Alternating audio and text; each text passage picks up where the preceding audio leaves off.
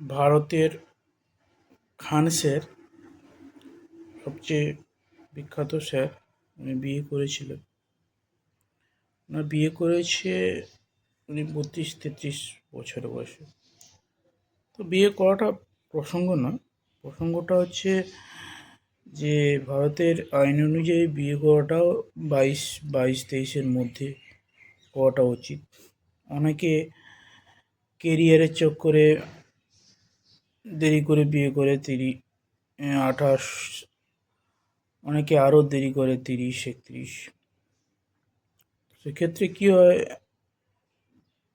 অনেক সময় অনেকে প্রেমে ধাক্কা খেয়ে সারা জীবনই বিয়ে করে না। এক্ষেত্রে পার্টনারেরও একটা মানে পার্টনার যে বিয়ে হবে, যা প্রেম করে বিয়ে করে, পার্টনারেরও অবদান আছে।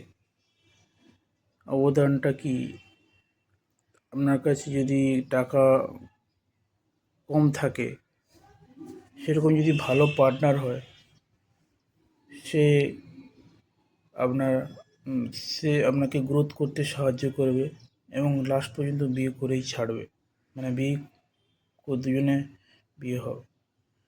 কিন্তু পার্টনার যদি প্রবলেম ক্রিয়েট করে, তাহলে কিন্তু একটু প্রবলেম আছে। সেক্ষেত্রে দুজনেরই দুজনেরই ভাবতে হবে যে মানে দুই ক্ষেত্রেই পার্টনার বাজে হতে হবে, ছেলে বা মেয়ে। হ্যাঁ,